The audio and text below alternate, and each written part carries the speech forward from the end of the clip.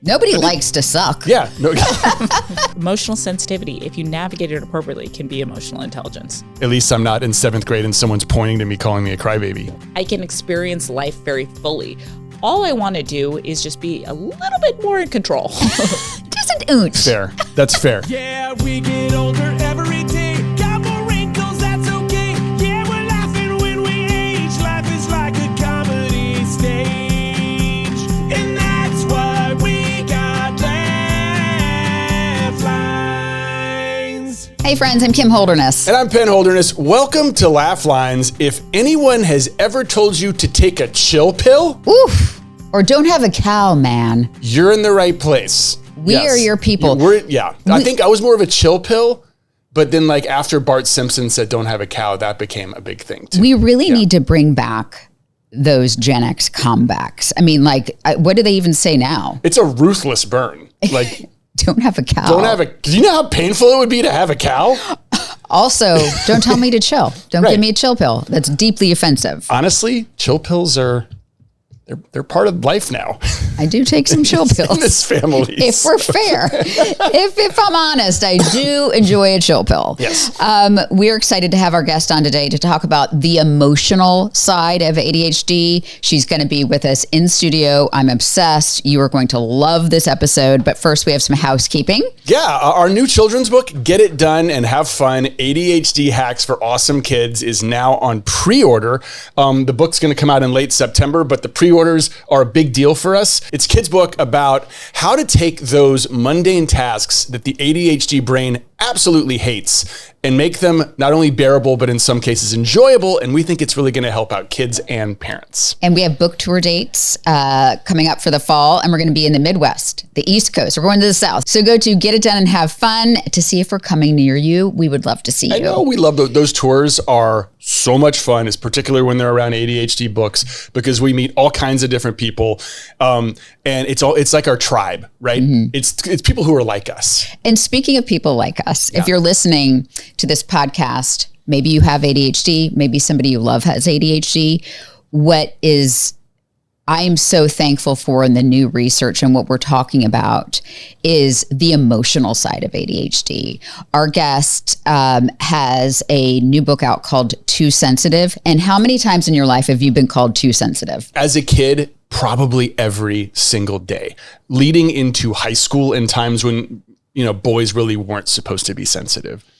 I remember, I have so many stories like this, but I remember one time I was trying to help an adult, a family member, get ready for a brunch at their house. This is not my mom, by the way, so don't think it's my mom. And the person who was hosting said, I want this to be really nice. Like, this has to be really nice. I'm like, okay, got it. And so I was put in charge of slicing tomatoes, and I was slicing the tomatoes. And then she came over and looked. She was like, oh, thanks. And so I walked away and I looked and she threw them into the trash and was like, oh, I have to start again. Oh, no. In hindsight, hers were like thinner slices, much better. But when I saw that I had failed at slicing tomatoes, by the way, and I disappointed somebody, it felt like physical pain. It felt like I had been stabbed. And I grew up in a dance class where you go to get corrected, Mm-hmm. you go to learn. And I remember I would get stomach aches hearing the most, like, that's why you're there. So I just thought it was a very normal thing to feel physical pain when you were faced with rejection, failure, even the slightest failure. But it turns out it is one of the most common parts of ADHD. Yeah. And I don't know how we're married to each other because I grew up with this as well. Yeah. I was called a crybaby early on, middle on, late on. There were moments in high school where I remember when I emotionally flooded because of something someone said about me, specifically when things were not going my way, or there was a comment about my appearance, about my voice. My voice changed like really late. So I had a higher voice, which they called a girl's voice, until I was in high school. And same thing. It hurt.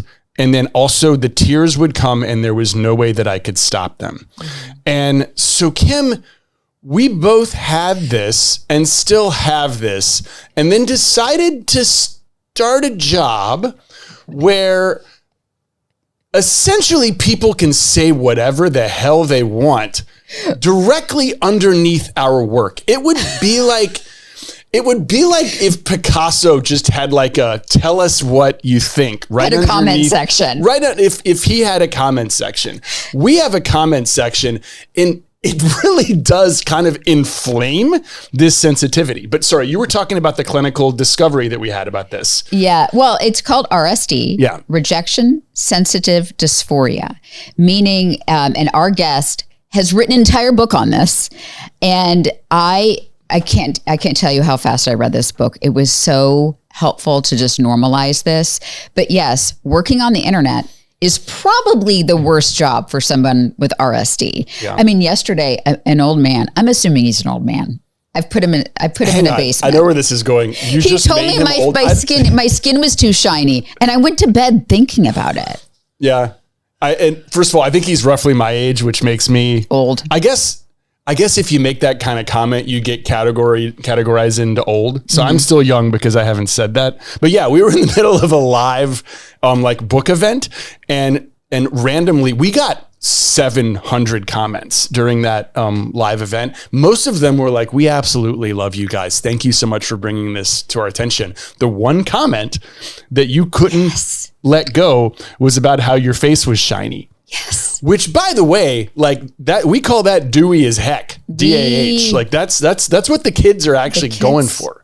My daughter did remind me that young people have dewy skin. I was like, yeah, it's all my estrogen. Hey, okay. We have today one of the leading psychiatrists in this space to explain why our brains are the way they are.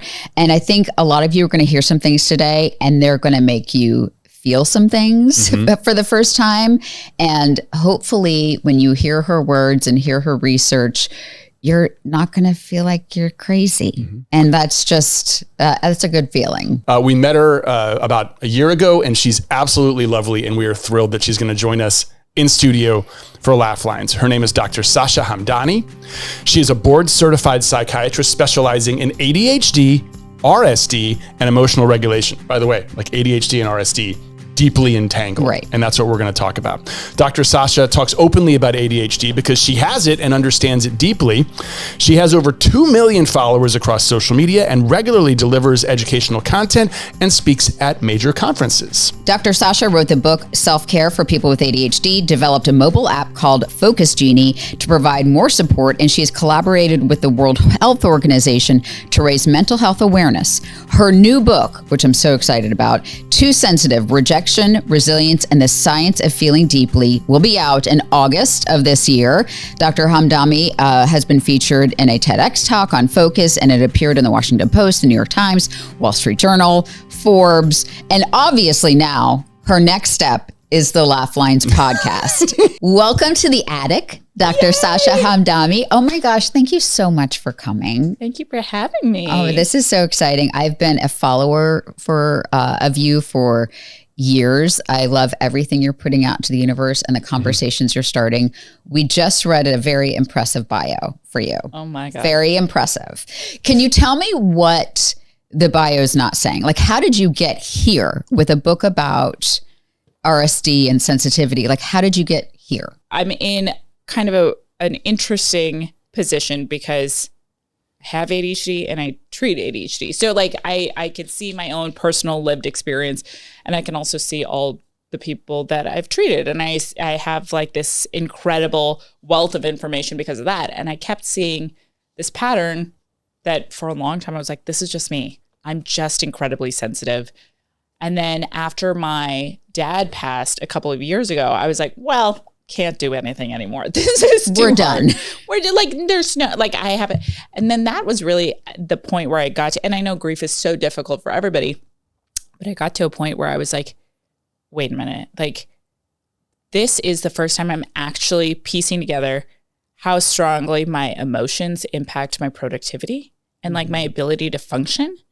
And so then I started looking into it more, and that made me just more aware of patterns within my own patients. And that's what started me down this pathway of learning more about RSD, researching more about RSD, and actually trying to put a name to it and well, there was a name to it, but like actually gather information all in one place. Because right now it's really scattered. Truly. It's hard to find info. Yeah. Okay, there's RSD, Rejection Sensitivity Dysphoria. Can you tell us exactly what it is? And in that definition, I'd love to know what the difference is between like the dysphoria and just being sensitive, right? Because I think A bazillion %. right, Yeah. everyone's Nobody likes to suck. yeah. No, I mean, Nobody wants to get sucks to rejected. suck. if you like to suck, Cool. you're probably not watching this podcast because you're like, I'm good. I don't Yeah. need this. Yeah. No. I'm going to answer that question. I'm also going to take off my shoes. Please. Okay. Okay. I'm gonna, Please take off your shoes. okay. We're just You know what? getting all So you got socks. That's good because you don't want to be on WikiFeet. If we're gonna sell feet pics, I'm gonna be the one selling them. While we're right? talking about rejection agency. sensitivity, Kim is very sensitive about the fact that my WikiFeet rating is higher than hers is. So that's, I was a dancer, so I have really messed up feet. Okay. But again, I got bunions. people are into that. Yeah. People are into People bunions. like my bunions. You feel- guys do know an alarming amount of like WikiFeet information, which is leading me to Maybe believe. there were moments where we were like, "Hey, is this I think someone said this a 10 year viable on income WikiFeet. is this an Yeah. income stream?" No, no judgment. Work is work. Yeah. All right, we're socks. We're socks out. socked Socks out. Okay. So, RSD. RSD. So the definition of RSD is an intense emotional, sometimes physical, pain to real or perceived rejection, criticism, this feeling that you disappointed someone. It is this robust neurological response that happens. Okay. And how is that?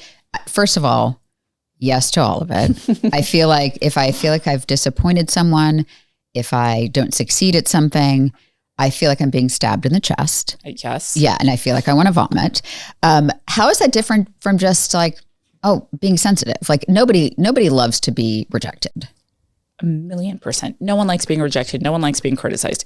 Where I would put this, and I've thought a lot about this because for like a majority of my life, I'm like, I am just too sensitive. That's what I thought. When you look at emotional sensitivity as a spectrum, and you're looking at like if you're right in the middle, right? That you have emotions that are reciprocal to the response. You have highs, you have lows, but it's situationally appropriate. You have one side of the spectrum where it's like almost emotionally blunted. You're not feeling much of anything. It's kind of like numb. You can't really feel a lot of joy. You don't really feel down. You're just... Yeah. Then you have another end of the spectrum where you feel emotions very, very, very intensely. And I think RSD is on that end of the spectrum where you feel things incredibly robustly. right. For things like ADHD and for things like anxiety, there's like a tipping point where you get diagnosed and then there's interventions, there's medication, there's ways to deal with it. In order for that to happen, there has to be like a definition in the DSM. Yes. There's not one right now for RSD, correct? No, there isn't one for RSD. But now that you've got me talking about that, I think that a lot, especially the DSM when it comes to ADHD, we have so much work to do because the definition is so stupid and narrow. Yeah.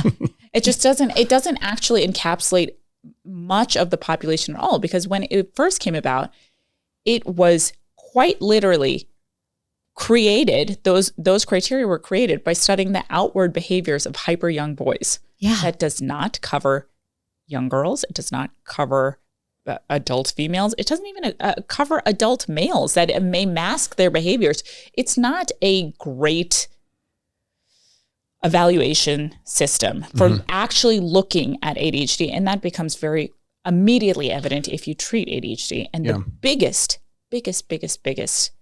pitfall and problem with the criteria as it stands right now is that it doesn't have emotional regulation. ADHD, you mean? Yeah. Yeah, 100%. And that's something that people have been saying for a very long time. Yeah. So as far as the RSD part, so the emotional kind of flooding or dysregulation, Yeah. Kim described hers as, can you say again what it felt like to you, like being stabbed? It felt like I couldn't breathe. Mm-hmm. It felt like I'd been stabbed in the chest.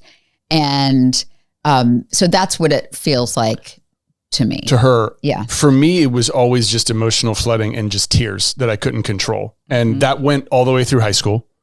I like to think that the tears part I've grown out of, but there still are like intense flooding emotional moments for me when something doesn't go my way. What does it feel like I think it feels different for everyone, right? What does it feel like for you? So the thing that's weird is I thought about this and I was like, how would I describe, because like my husband does not have ADHD, and it's like a very, wow, weird. So it's just like, it's an interesting kind of interplay, because like sometimes when I'm asking him stuff, like the other day I was getting ready to go on my trip and I had to wake up to go to the airport super early in the morning.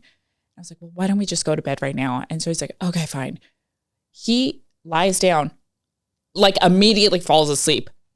I wake him up and I was like, no. Not fair. I'm like, what? So then I'm like, I'm picking now to be like, what? No. What happens in your brain? And he's like, nothing. My brain is winding down so I can go to sleep. And he's like, and that's what I was doing before you woke me up. And I was like, I can't even imagine. I'm like, that's when I have literally every night. It is like this internal struggle, because I'm like, I have like these great ideas that are just coming to me right now. I don't want to go to sleep anymore. I want to get up and execute them right now, because apparently right now is when I have energy. My husband is like, this is when you get your zoomies. Yeah. Yeah. And so he's just like, take a magnesium, go to sleep. Yeah.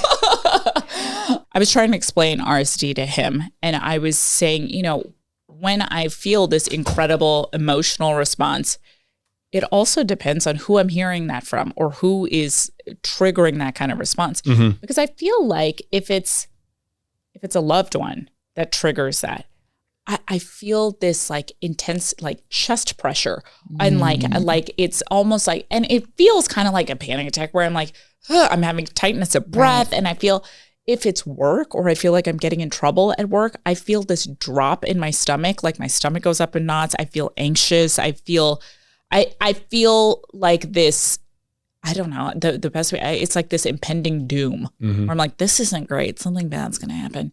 I have had times where within friendship groups where there has been some weird like miscommunication or weird invite situation, and I would get splitting migraines. Oh. Like I would just like, I would stress myself out enough and my head would start hurting, and then I would like fixate on that, and then my eyes would start hurting, and then I would get a migraine. Wow. So you really have paid attention to your body enough to know how. In retrospect, not at the time. I wasn't piecing it together like when this stuff happened, but like in the past 3 years, as I've been gathering all of this data, I'm like, what is it? What, like, can I say that every single time it looks like this? But I think what happens is that, like from a neurobiological standpoint, when you are emotionally sensitive, and especially if you're on that end of the spectrum and you have rejection sensitive dysphoria, there are two parts of the brain that are really kind of prominent here. The first one is the amygdala, that emotional threat detector. And the second one is your frontal cortex, which is that prefrontal cortex, judgment, decision-making, processing, like the most logical part. And that's where people with ADHD have issues. Yeah. Yeah, just historically anyway. Mm-hmm. Your amygdala, it is a little bit more hyperreactive. So when you get emotional cues that are happening quickly, you're just spin. And maybe that, by the way, the connection between those two parts is also weak. So you're not communicating with that frontal lobe. So you feel things before you can logically process them. Mm. And so sometimes when you feel those things, you're attaching this like negative story to it because that's so habitual for you. And your body just starts dumping alarm chemicals. And that's when you're feeling all of that physical stuff. So it kind of depends. It could depend on sleep. It could depend on hormones. It could depend on so many different things. Hey guys, quick word from our sponsors. Penn, did you know there's an authority in acne? Oh, is he here? I do respect experts. No, we're talking Pennoxyl. And as the maker of the #1 best-selling acne wash in the U.S., it's not a wonder that they are the acne authority. Pennoxyl has been a dermatologist-recommended brand. Their products feature dermatologists' go-to ingredients to fight acne, like benzoyl peroxide and adapalene. Not everyone needs a prescription to fight acne, so dermatologists trust Pennoxyl to do the hard work. Not only are Pennoxyl's products effective, but they are also fast-acting. Pennoxyl's acne foaming wash, powered by 10% benzoyl peroxide, kills 99% of acne-causing bacteria in just 15 seconds. Pennoxyl offers a clear solution for every step of your skincare routine to help manage your acne, cleanse, manage, and moisturize. And Panoxyl is on a mission to help you feel like your best self, starting with your skin. And boy, do I feel good. Panoxyl products have been super easy to use and integrate seamlessly into my skincare routine. Go to panoxyl.com to find out more information, which products are right for you, and where you can buy in-store or visit the Panoxyl store on Amazon. Panoxyl, the acne authority. Now back to the show. Okay, so can you have RSD without ADHD? Yes. Okay, so that is why it's probably important to have some sort of, to have a DSM. Yeah, I think so. And I think that RSD is the reason we talk about it so closely linked with ADHD is that it was discovered when, Dr. William Dodson is the one who coined this term after looking at all of those patients, and he was an ADHD specialist, and he was seeing this as part of his work with emotional regulation. And he was like, okay, this is coming up over and over and over again. And this seems to be like one of the most limiting parts. Why don't we talk about this? So that's why we generally link those two. But yeah, you could experience that. It's a neurological phenomenon that happens. The naming of ADHD is already a problem. We don't have a deficit of attention. We have an abundance of it. Don't know how to control it. It's half the time it's not hyperactive. And you could think of it as more of a brain difference than a disorder. And then tack on the fact that there is no emotional regulation mention anywhere. Yeah. In the name or really in the description. Yes. And so here's the problem. Without having that emotional dysregulation component to it, what's going to happen is that when people have these episodes of emotional dysregulation, which is all the time, that's when that's when physicians, because this is what their tools are being given to them, that's when they're like, this is anxiety, this is depression. Right. And that's when they're getting put on medications or being treated for things that don't actually apply.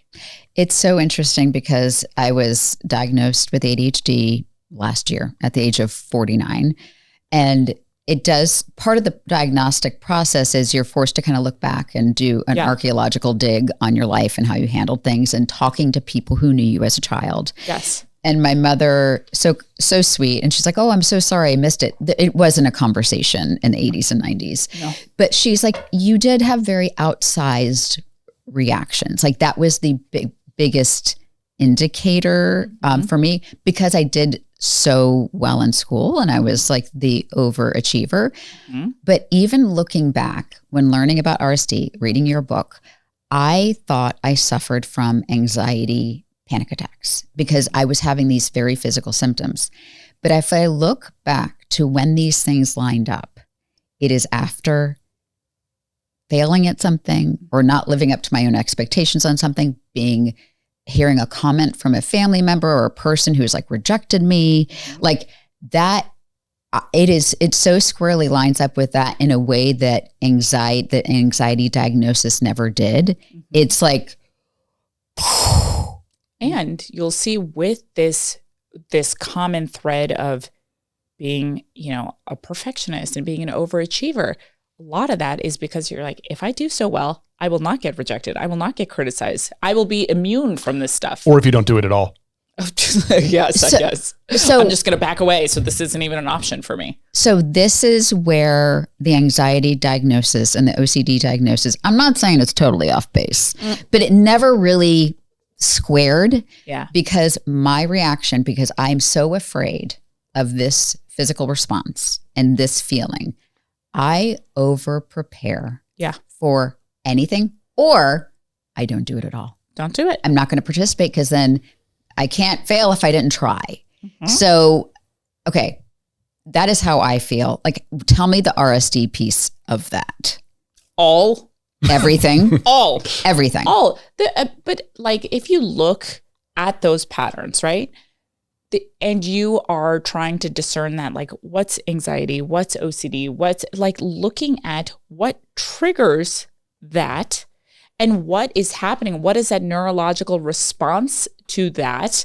I think that you can clearly say, okay, well, I think this is rejection sensitive dysphoria. And now that you've done that kind of retroactive work and you're like, okay, I know I have ADHD and it's far more likely, I think you can make that extrapolation. Did you ever, and this might be an overshare, so you don't have to answer, did you ever try anxiety medication? Yes. Okay. I have actually so I had tried it throughout my adult life. Okay. Never really worked. So I didn't stay on it for a long period of time. I found an amazing psychiatrist finally who was like, let's do some chemistry experiments. And so I finally found a combination of medicine that is used to treat ADHD. And we didn't know that at the time. And so it's like, all of a sudden I'm like, is this what everybody else feels like? It's wild. Wild. And so I tell people, if there's a part of you that is thinking maybe I have ADHD, and I have a lot of people who are like, the algorithm told me I have ADHD and things like that.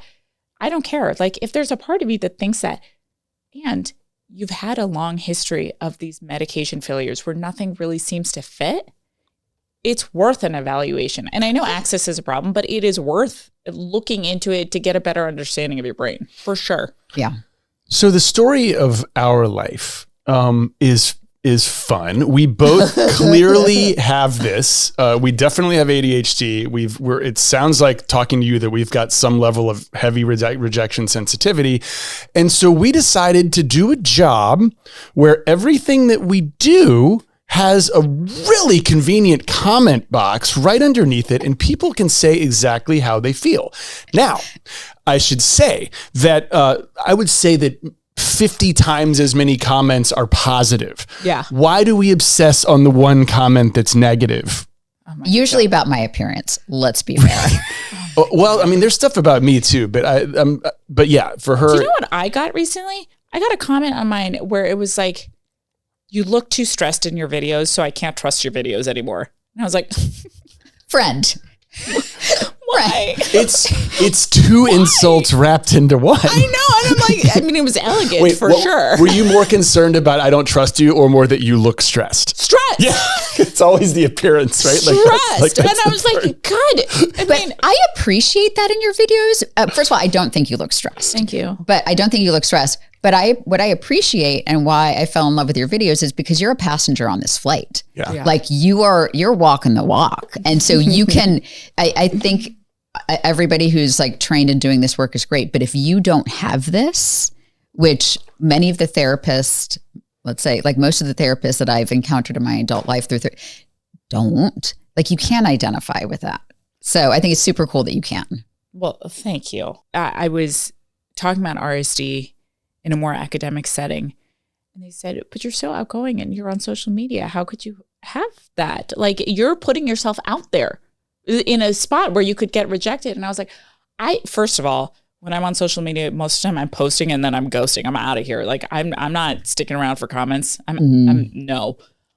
But the other thing is that there is this intrinsic balance where I have this fuel for creativity and I like the positive reinforcement, and the negative isn't quite as bad yet. But I will tell you, I will get a bad comment every once in a while and it will pause what I'm doing.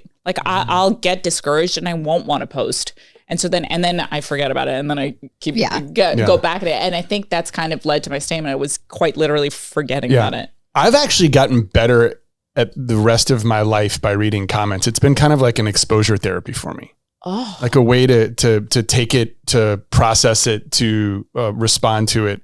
And to do it all in a safe environment where at least I'm not in 7th grade and someone's pointing to me, calling me a crybaby. And I don't know if that's something that people could do. I mean, that's probably something great. I think in general, the average population isn't dealing with that kind of situation. Right. Yeah. It's not a super relatable, but I don't know. There are so many people that don't post, they want to post pictures of their kids on vacation, or whatever, for fear of that, for fear of a negative comment. That's true. Yeah. Or post, a lot of people are afraid to post. Yeah. Just the driving fear of rejection or criticism is so strong and so human. And so it's something that I think a lot of people can relate to. I think what makes what makes this so profound as a neurological phenomenon is when it starts to move into impairment, and when it starts to move into like, I can literally explain like what is happening to my nervous system in real time. Yeah. And I think that's worthwhile noting, because it's not like you're too sensitive. This isn't like a personality flaw. It's not like just something quirky about you. This is a difference in neurological wiring. And to know it Yes. is so freeing. The ADHD diagnosis, reading all of this information in your book. Now that I know why it feels like I'm being stabbed in my chest, for some reason that makes me feel like I have control, if that makes sense. I feel the same way. Which is great, right? So now, like, we're going on this journey together here. We know more about RSD. We understand why it's a component of ADHD. We understand the amygdala. Like, we're getting there. Yeah. Enter perimenopause. I know.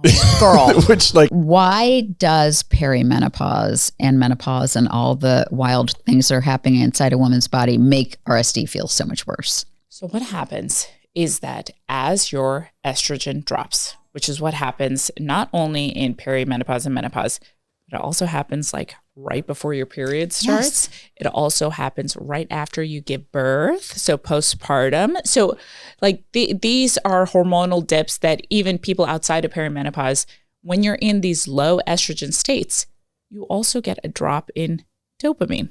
So estrogen drops, dopamine drops. That's a problem because dopamine is in charge of alertness and attention regulation and mood regulation. Mm-hmm. So if already you are at a deficit and you're less able to weather the storm, something triggers this RSD. It feels so big, so overwhelming. And a lot of times I will tell you that my patients will come in, and I'm seeing a lot of patients. I think I'm so grateful for this new movement that we're talking about perimenopause so much more. But they'll come to me to talk about perimenopause, and the emotional regulation stuff is the thing that drives them to the physician in the first place.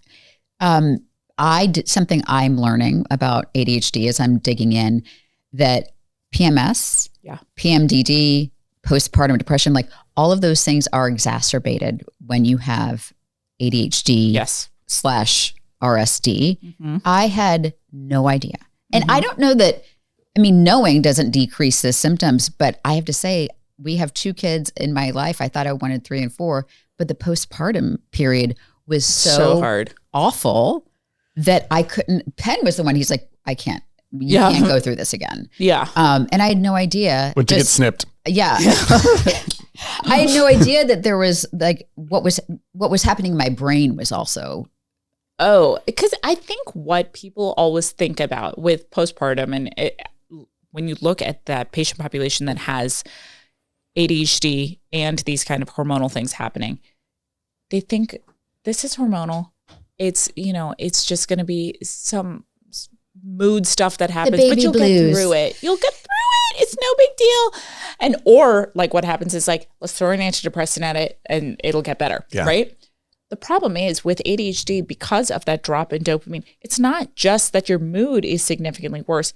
Your baseline functioning is so incredibly impaired, which is also going to make your mood worse. Mm-hmm. So now you're like, I literally feel paralyzed. I can't function, yet I have to take care of this small little life that literally needs me to live. Yeah. Like that's a lot. Let's talk about ways to manage it. Yeah. Right? And we're talking about RSD or just any sort of emotional dysregulation when it comes to ADHD. Yes. What are your best practices? You have the Calm toolkit. Yeah. The Calm Your Mind toolkit. So in order to do that, again, so I'm sitting here like mid grief, and I was like, oh no, I need help. And I was like, there has to be something for this emotional dysregulation piece that I need to be able to do, because it wasn't even just the emotional dysregulation, but like someone would look at me wrong and it would just like send me spiral. And I'm like, okay, well that has just set me back 2 days. Yeah. Like I can't make forward progress if I'm constantly going behind, and also like trying to take care of kids during that time. It was so hard. So I pulled from every area of psychology, trying to find, and psychiatry and neurology, what works in the moment and what works over time for RSD. And that I think I haven't found anywhere. So that's what I think was so important about that book. But in general, pretty basic principles like challenge negative thinking and movement and delay your reaction. The reason I think these principles are important is in their application. So knowing what to apply and when to apply. So I'll give you an example. Doing this press for this tour has just been like, I'm like, why am I writing a book about rejection sensitivity and having to publish, like, go on a promo tour for this? It's just rife with rejection. I reached out to someone to write a blurb. They were like, sure, we'll do it. And then just straight up ghosted me. Yeah. And I am sending them messages. I'm not getting anything back. And in my brain, I create this full-on narrative that, like, they don't respect the work that I'm doing. They don't think I'm credible. They previously were into it, but they must have researched me and decided against it. I had convinced myself of all this. I had drafted like 3 pretty insane text messages, like just sitting in your draft and then erase, draft and then erase, and all to the gist of like, I'm sorry if I did something that you don't like just so crazy ex-girlfriend stuff, just insane, like so inappropriate for like this peripheral doctor you've never met to be talking about a piece of like academic work. That, like, why? And it starts with I'm sorry, all of them. All of them, because clearly it's something about me that has triggered this, right? As I'm going through this Calm Your Mind toolkit, I land on delay your reaction. And I was like, this is the one I need to use right now. So I set an alarm for 15 minutes. And I mean, by golly, like that urge to say, like, within 15 minutes, my amygdala had stopped spinning enough that I could be like, that's an objectively insane idea. Don't do that. But I think what happens is that when you are like, I'm just not going to think about that, you allow yourself to get kind of distracted by everyday life, and your frontal lobe has a chance to click on, your amygdala calms down a little bit, and you can see a little bit more logically. And then you do the reality testing, you talk to your husband, and he's like, that would have been insane. I'm really glad you didn't send that. And then a week later, you get a response back from this person, and they're like, I was abroad. Yeah. I didn't get that message. And I was like, wow. The delay, right? Because you're emotionally in that, you're so flooded at that point.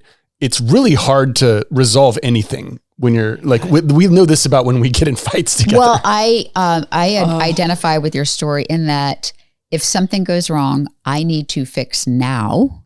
And sometimes my fix now is not a great idea. It's firing off the email. It's making a phone call that's not appropriate. Like, the delay would be very hard for me, but I think would work wonders. And I was like, why am I 40 years old? And like, this is the first time I've conceptualized doing that. It would have saved me so much time. I should just delay what I'm doing. But again, it's knowing that application and like the thing that I like about the way this book is laid out is in the real world examples at the end. It tells you what's happening. It gives you an example of what's happening, tells you what's happening in the brain, what tool to apply, and then how to practice it in real time. Mm-hmm. And so I think that's what I needed. I was like, just tell me what to do. So this was helpful. I went through all the tools. And again, you were saying, like, because I've been in therapy for so long. So I've heard bits and pieces. Heard it all. But to have it laid out, to understand what was happening, one of them was like just labeling the emotions in your body and having a name for them. And I've heard that before. Mm-hmm. But again, like and this wasn't an RSD necessarily, this was a stress response, but our dog had a seizure. And so I was shaking, and it was like whatever was happening in my body, I was like shaking, which I think is a normal, like probably appropriate response. But I sat there because I just read your book, and I was like, I am feeling very nervous. I am feeling like, I was like saying out loud, like, this is a very stressful situation. I'm feeling very nervous. For some reason, just saying that, it brings you down. It brought me down. I mean, I was still going crazy, but just the labeling of it is hard in the moment to get your brain to do it, but it was so effective. It's so effective because what happens is that now, instead of being this like complicated mess that you can't wrap your arms around and like you can't grab hold of, you're like, okay, I know what this is. This is a familiar emotion. I know that this is time limited. And then your brain is like, okay, you've dealt with this. Let's start to move on. And it's a neurological thing that happens, that decompression. Mm-hmm. And obviously like moving your body, walking, dancing, stretching, like all of that, but also hard for me in the moment. But I've built the kind of mental muscle that like, I know what I need now is to kind of, to be able to like move. Yeah. And like, what's happening when you're like, what's happening how does movement help? Movement is so effective because when that like surge happens, your amygdala, again, completely overloaded. Your frontal lobe is like, I don't know what's going on. I'm somewhere else. When you exercise, you're forcing blood flow, which is taking oxygenated glucose to your frontal lobe. And your frontal lobe is like, oh, okay, I get what we're doing. And so you're literally populating the resources that need oxygenation and resources at that time. The other thing that I like, and this is like one of those examples of knowing, because you've heard, like people have told you, like move your body and go on a walk. Like you've heard it. But I think, I know, like I'm not going to do any of that stuff. Thank you. But I think what is helpful is that when you're looking at that, sometimes with RSD, depending on how it presents, because it can look so different and depending on what you're experiencing, like there's sometimes where if you were to tell me, delay your reaction or try mindfulness or deep breathing, I'm like, I can't, because I am overwhelmed by this restless energy. Like I feel like I'm vibrating at this point. And that's when you move your body. You need to like kind of get some of that out. You're not fighting against your biology, you're working with it. And so I think that this is one of, it's just an interesting way to take tools that we've had forever, but actually learn how to apply it based on what's happening in your body. I love it. So RSD is part of our brains. Yeah. That's just what it is. It's not something, I mean, I feel like I've outgrown certain reactions, but I think it's still going to be part of my brain. Just like ADHD. Like I might learn how to deal with it, but I'm not going to outgrow it. It's who we are. Yeah. Right? Having said that, and you knowing all the science, I'm going to describe something on the complete opposite end of RSD. And you tell me if it's the same chemistry. Okay. I have, like, when I hang out with my friends, I have these moments, and like my buddy Bird he's called them, it's like Penn's best night of my life moments. I just get so happy with something that's going on, and it's not substance induced. It's like, if someone tells a really funny joke, or I had a buddy sit with me one time and I was crying when I was looking out of the airplane window because it was the most beautiful sunset I'd ever seen. And it got me thinking about how we are the only people in this perfect planet, in this tiny little solar system, in this giant universe, and how freaking lucky we are to be alive. And I got overwhelmed with how great it was. It's like a positivity, sensitivity, euphoria. So whatever the exact opposite is. Same wiring. But I love that. It's the same thing. Yeah. But that's what we're talking about. Emotional regulation is not just for lows. It's for good stuff too. It's for highs. Yeah. And that I think is, so when people are, I was asked a couple of days ago, like, do you want to be less sensitive? And I was like, no, I don't. Like, I like this emotional sensitivity because I think it makes my life so expansive.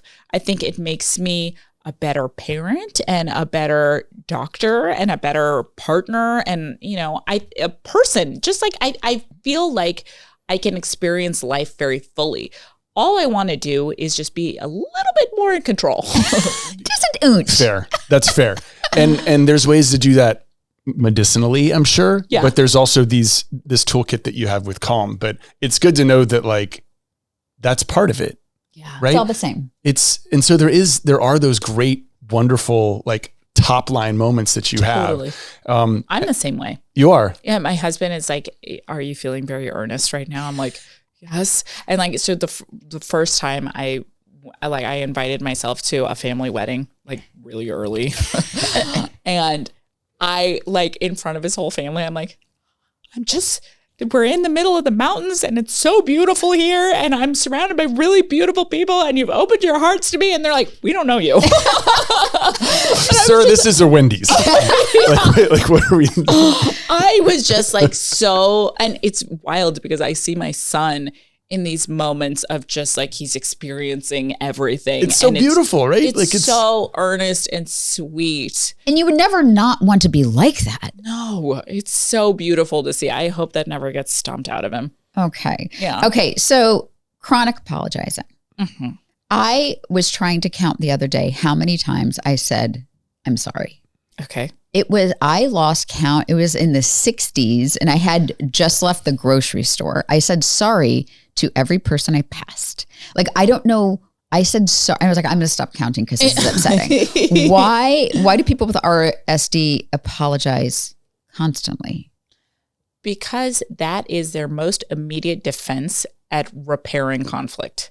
Even if it's not even happening yet, I think that could be a conflict coming up. I'm just going to say sorry. And it becomes very habitual. Right. And so it's just, I'm concerned that at some point, even if there is nothing going on, I'm concerned that you may interpret this as I'm doing something incorrect. I'm going to apologize, just get it out of the way. It means nothing to me. I'm just going to say sorry. But then eventually, over time, the issue with chronic apologizing is that eventually you're telling your brain this narrative that it is your fault. You're doing all of these things over and over and self-talk. over again. Yeah. That these things are your fault. And so when it's like bigger stakes things, like, oh, I'm sorry I didn't do this. It's like, this was never my thing to carry. Right. And I realized I'd said sorry 3 times because a man was sitting on this side of the aisle and he was like looking at the shelf. But the only way to get by was to go in front of him and to temporarily for 2 seconds disrupt his view. I ducked down. I was like, sorry. No, like he was standing there. I had to pass. That's the only way to pass. It was 2 seconds. His life was not like hurt in any way, but he was actually kind of should have been moving a little bit. Kind of in the way. Yeah, it's kind of in the way. He was actually kind of in the way. Yeah. But I took that on. And after that, I was like, I'm going to stop counting because this is insane. I should have just said, excuse me, or pardon me. That was going to be my next question. Yeah. Like, maybe like, is there a fun new word we could use? Like, pardon me might be a little, Pardon. Like that person may think it's their fault. What about like, hey? Just like a gentle, like, hey, and like that's the new sorry. Like, I'm here, no judgment. We're gonna workshop that. Workshop it. We're gonna workshop it. You did a pretty good one there. Me going through the grocery store. Hey. It's just, and like depending on how sorry you are, the hey gets longer. Hey. Oh, longer. Oh, yeah. And then obviously it's not a true apology. No, like, it's not an actual. It's almost like a reflex. Yeah. Yeah. So we've talked about.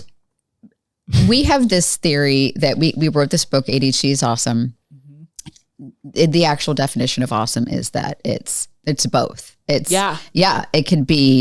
It can fill you with just dread and it can be overwhelming, or it could be like, you just saw the sunset from an airplane. It can be both. RSD is both. Both. Right. Okay. Let's just plain talk. I know you just did it a little bit before, but just like what is the advantage of feeling things so deeply? I think the advantage of feeling things so deeply is just you have this incredible capacity for empathy. You can connect to people easily. You are picking up stuff that a lot of people don't read. You know, you can walk in and like, I know a lot of people who can walk into a room and they're like, something weird has happened here. The air is off, like the energy's off. This is weird.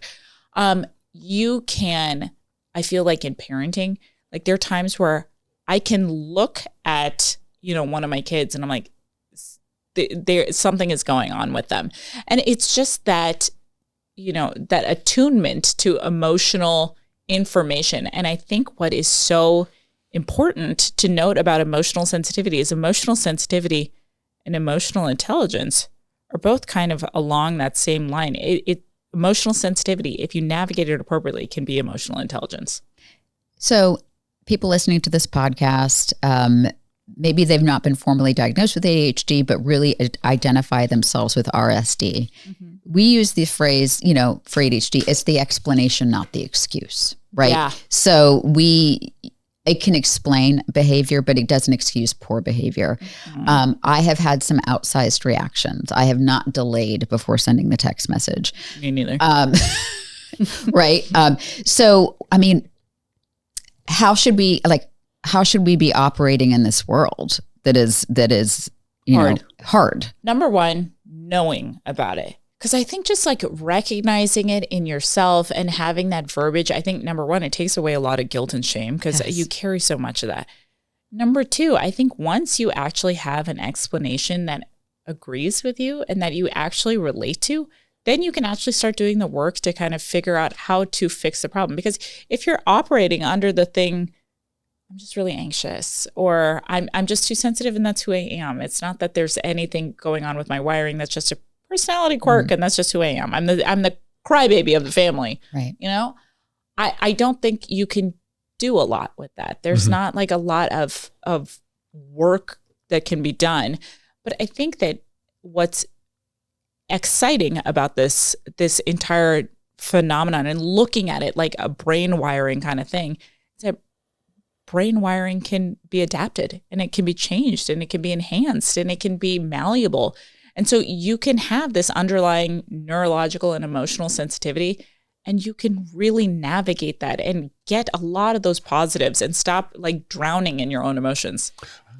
Awesome. So, and learning about the science has just in this hour, like helped me understand my brain. It has not been an hour. It has been an hour. Town. It really has helped.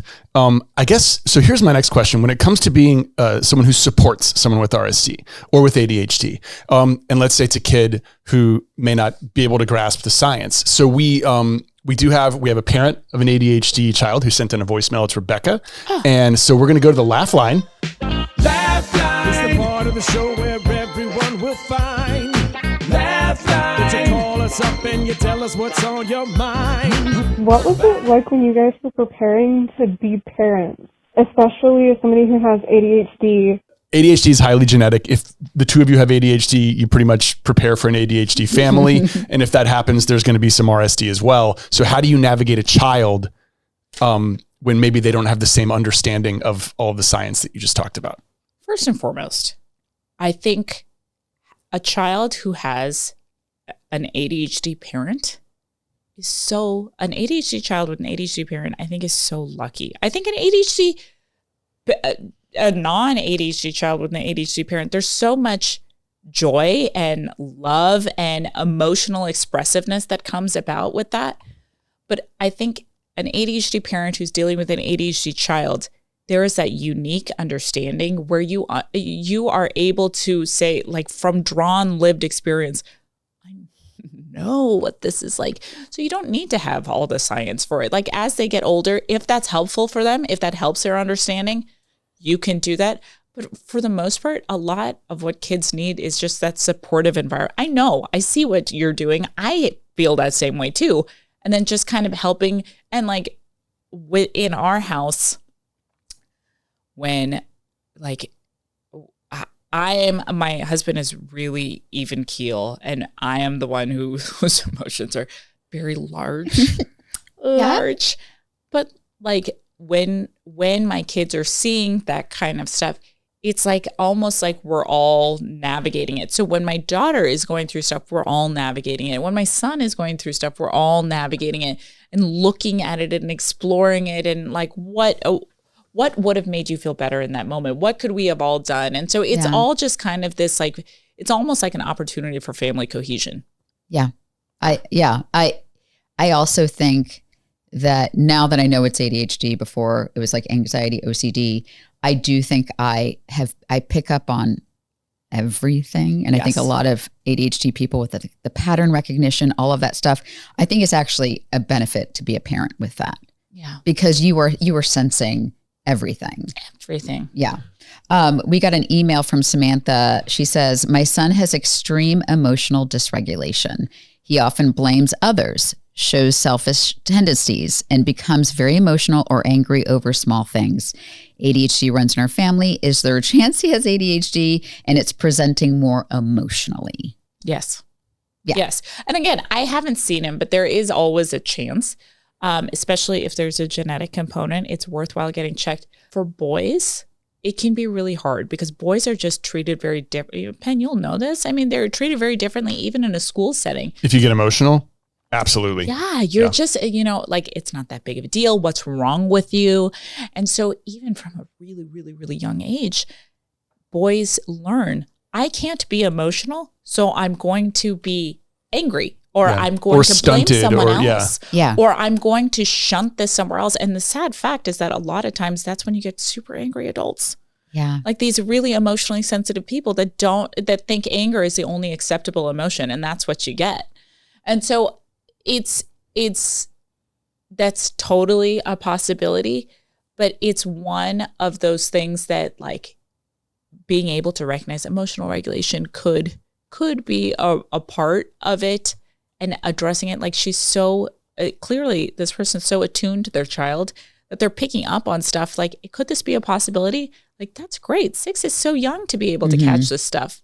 And it is, I could talk to you forever about this. The way that boys are socially, it is not acceptable, is not the word, but there's an expectation if boys act out, if boys are mean and they push and they get so flooded that there's an outburst physically, that's almost like, as culturally, we can expect that. Whereas if girls, we can't do that. We just have to, like, sit there and cry. I mean, that becomes socially acceptable. Like, women are so emotional. This whole concept and talking about emotional regulation, I hope that this starts a movement where, like, people are just, like, really, like, starting to look at this as a neurological phenomenon. This is something we need to look at more seriously, because, like, get it into schools. Yeah. Like, start early, start talking about this, because there needs to be just more support and emotional literacy everywhere. And I think that even if you are the kid or the family that does not experience life this way, knowing about how your friends are processing is huge. It's huge. Thank you for coming. Anything else? Like, anything else we should be talking about? Yeah. First of all, like, where can people find you? Yeah. What's the best way to just type something into a phone or computer and immediately up you pop? So if you type in Dr. Hamdani anywhere, you're going to see my website and my socials. And on my socials, I'm the Psych Doctor MD. On everything, I'm on Instagram and TikTok and YouTube and other stuff. And your new book. And my new book is called Too Sensitive. And that's coming out on August 25th. And it's broken into the neuroscience of things. Then it has a self-assessment to see how sensitive and where you fall on that spectrum. Then it has the Calm Your Mind Toolkit. And then it has real world examples. And I think, like, I've experienced all of those examples many times. I tore through the book. Oh, God. I loved it so much. Did you think the beginning was boring? No. Okay, good. That's why I was. What if she had said yes? What if I said? What if she had said, you know what? I skipped it. Well, you talk about the part where we got to know, like, how you ended up in this, and, like, that part and the science behind it. The science behind it. I loved that. See, I do too. That's how I learn. Like, if I know what's happening in the brain, it makes more sense to me. Yes. But I agonize over that, because I'm like, is that, like, maybe I'm the only one who likes that sciencey part. No, for most people, knowledge is like an anxiety cure. But don't you? I agree. Yeah. Well, yeah, I do. Or at least with for that. us, I guess. Yeah. Well, I also think that without the physical, like, studied research that you could probably just, like, because it's happening in my body, right? And I know that there's ADHD deniers, there's RSD deniers, I'm sure, that are like, you just need to get over it. But if I could say, this is what's happening biologically, it kind of takes the wind out of that argument. And, like, what's the number one question you ask yourself when you're feeling real, true, deep shame? It's what's wrong with me, which is intrinsically, I don't know what's going on with me. So this kind of destigmatizes the shame, because it explains what's going on, and you can't ask that question anymore because you know the answer. Oh my God, you guys, this makes me feel so good. No, it's like, it's super important. That's why we love this. I was, like, highlighting parts, sending them to to Penn, like, make sure you get to this part. Like, I'm going to, you know who did this? This is my sister who did this. She was like, it's boring. You might want to cut down on it. And I was like, sister? Oh my God. That is so funny. Leave it to his sister. Does she have, No, of course she doesn't. well, I didn't have to say it like that. No, she doesn't. And like she has always been, she's younger than me, but like she is just like really analytical and like works in data analysis. And like, she's just like, her brain is like a grid. And so there are times where she's like, you are just like off in space right now. Like, I need you to come. And I was like, I don't want to be where you are. Where you are is a lot of spreadsheets. Yeah. I've always wanted to be in a family where they like say exactly what's on their mind. Yeah. It sounds like are you in one of those families? Maybe that's a lot. Can we It's unpack not great. It is like people typically say what they want to say, and my mom and I are the ones who are like, we were nicer about it. I think everyone in my family has a measure of RSD because we kind of tiptoe. And because I want to say something, but I don't want to hurt your feelings because I know what that feels like. And that's not good either. I mean, you and I have basically. Well, he and I are fine. Yeah. We say whatever. Yeah, but we say. Can I tell you like my biggest RSD hack for relationships? Yes. Please. Okay. So my husband, again, doesn't have RSD, but like when we had done long distance for a while when I was in residency, and then we got married and we were in the same house, and I was like, ooh, I don't know how to talk to you. Like, I don't know how to live with another person. And we would get into conflicts, and I would get my feelings hurt all the time. And we lived in this townhouse, which is like the bottom floor was a garage. Then there was like a kitchen and a living room, and then there was a bedroom. So I'd beef with him, and then I'd go up to the bedroom and I'd be like, well, do I jump out the window? Like, how do I get out of here? Yeah, Right. truly. Like, do I Spider-Man down this trellis? And so we had to learn. And I was like, listen, when we get into conflict, the way that you communicate is that you want to process what you're doing and you want to stay quiet and you want space.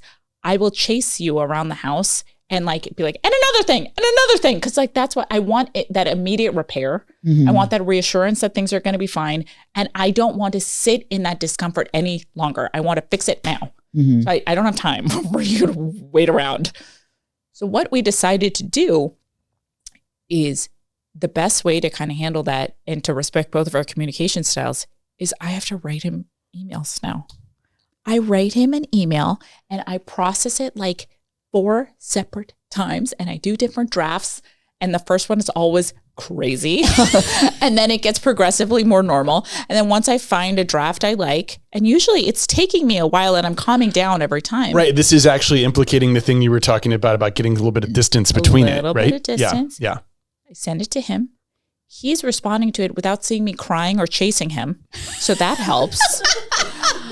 This is important. The hack for you, the RSD person, is take a little time, make your thoughts clear, let it de-escalate and put it into writing. Yeah, because right? I can't respond in real time. And like whatever emotion, I have already decided that any emotion he is displaying towards me, my body is already like in fight or flight or freeze. But he's got a responsibility as well to read it, give it respect, and then save some space for you to talk to him about it later. Yeah, and then we discuss it, and usually by then the food's great. We like it works and then out. You're done. Yeah. I have this my entire life. I've always known this about myself. I cannot actually process an emotion. I can't in real time. Ew, it's too hard. It's too hard. And it takes me another day or two to be like, okay, that I was deeply offended by that person's, like I knew something was off, but I couldn't name it. Mm-hmm. So the whole like writing things down probably is not going to work with us. But I will say we do, by nature of what we do, if we have conflict. We go to bed angry. Yeah. If we have conflict, we have to jump on a Zoom in 5 minutes together about something we're really excited about. So like it naturally delays it and naturally kicks the can. And so that by the time we come back, we're like, what were we talking about? Oh, okay, we're fine. It's probably still important, but we're able to talk about it in a different way because when we get mad. But you've delayed. Yeah, we've delayed. Yeah. When we get mad, we both go to that place. Flood. Like, well, flood. Yeah. I know. I threw a cell phone one time and I broke a window. Okay. That's excellent flooding. Amazingly, the cell phone was okay. The window, window. was not. Important to know. I didn't throw it at him. Important. I need to just get this physical stuff out of my body. I should have gone for a run. Instead, I did some damage to the house. You know what? We've all done damage to the house. It's fine. It's fine. I could talk to you forever. I'm so excited about your book. Okay, guys, the book is called Too Sensitive, Rejection, Resilience, and the Science of Feeling Deeply by Dr. Sasha Hamdani. It is fantastic. It is going to be on bookshelves on August the 29th? 25th. But it's available for pre-order right now. And we can tell you this, if you pre-order it, it super helps. It super helps. And then it arrives at your house. Here's a little secret early about pre-ordering. If you pre-order it, sometimes it shows up a couple days early. Get out of town. Yes.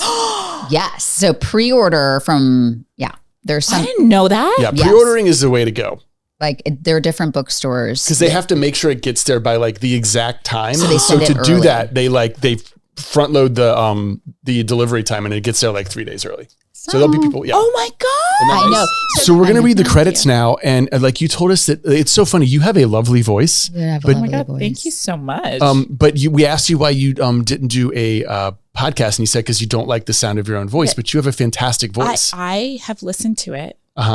In recordings, and I'm like, well, we're going to give you a chance to be a co-host because you can read the credits for us. Laugh Lines is written and produced by Kim Holderness, Penn Holderness, and Anne-Marie Tapke with original music by Penn Holderness. It is filmed, edited, and live produced by Sam Allen and hosted by Acast. As always, we love to hear from you. Please write to us at podcast@theholdernessfamily.com or leave a voicemail at 323-364-3929. We have a landline. And we will talk to you soon on the Laugh Line. Yay! You're going to get a lot of like, you should do a podcast now because that was great. It was great. Yeah. I will never.